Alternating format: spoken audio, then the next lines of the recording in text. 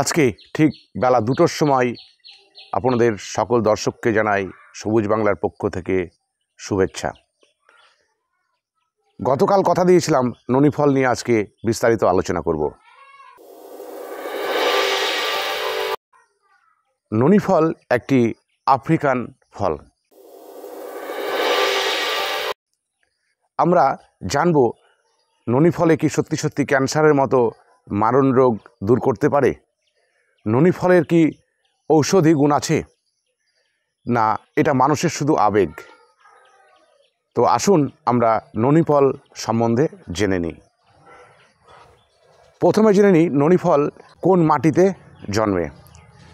ননি ফল আপনার যে কোনো মাটিতে অবহেলা অনাদরেই জন্মে থাকে। এটি আপনি বেলে, দোআঁশ, এঁটেল, এমনকি যেখানে স্যাঁতসেঁতে জমি জল জমে থাকে সে জায়গাতেও ননি ফল সম্ভব। এবার জেনে নিই ননি ফলের চারা আমরা কিভাবে তৈরি করতে পারি। ননি ফলের গুটি কলম করে চারা তৈরি করা যায়। ননি ফলের বীজ থেকে চারা তৈরি করা যায়। এবারে আমরা জেনে নিই ননি ফল খেতে কেমন।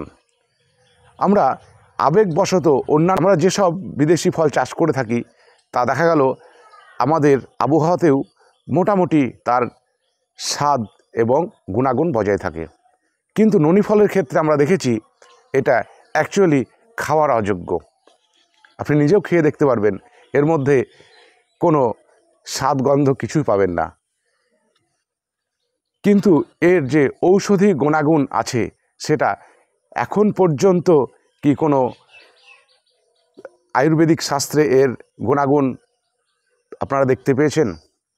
আমরা আমাদের মতো করে বিভিন্ন সোশ্যাল মিডিয়ায় তার গুণাগুণ সম্বন্ধে তুলে ধরছি, কিন্তু আমার জানা মতে এই পর্যন্ত যে ননি ফলের মাধ্যমে দুরারোগ্য ব্যাধি ক্যান্সারের মতো রোগ ভালো হয়েছে, সুগার একদম সাধারণ অবস্থায় মানুষের হয়েছে, এর নজির কিন্তু এখনও নেই। কিন্তু মানুষ এই ননি ফল নিয়ে এত আবেগে ভাসছে, তাতে আমার মনে হয়েছে এই ধরনের একটা ভিডিও করা দরকার। তবে আমি সর্বশেষ বলবো, এই ননি ফল যদি আপনারা সত্যি সত্যি খেতে হয় তাহলে এইটা অন্ততপক্ষে পরীক্ষা করে তারপর খাওয়া ভালো। কেন আমরা অনেকেই জানি এমন অনেক কিছু ফল আছে যেটা বিষাক্ত, মানবদেহের ক্ষতি করে। ননি ফল সম্বন্ধে সঠিক তথ্য এখনও বেরিয়েছে বলে আমার মনে হয় না।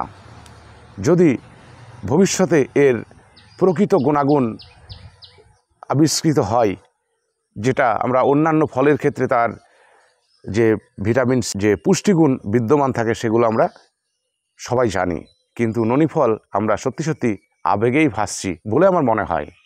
তো আপনাদের কি মনে হয় আপনারা অবশ্যই জানাবেন। তবে সর্বশেষ একটা কথা বলে আজকের মতো বিদায় নেব। ননি ফল সঠিক